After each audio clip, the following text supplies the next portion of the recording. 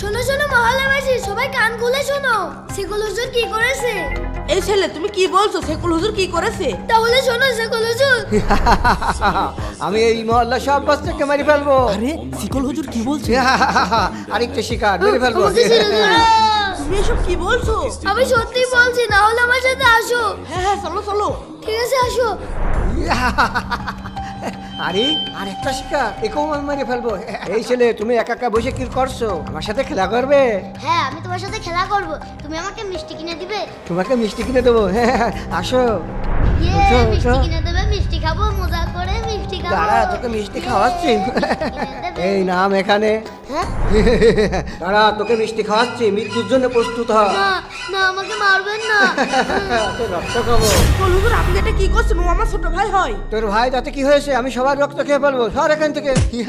আমার ভাইয়ের রক্ত খাবি? দাঁড়া। কিছুই করতে পারবি না। কিছুই তো হচ্ছে না। এই তোমরা দাঁড়াও।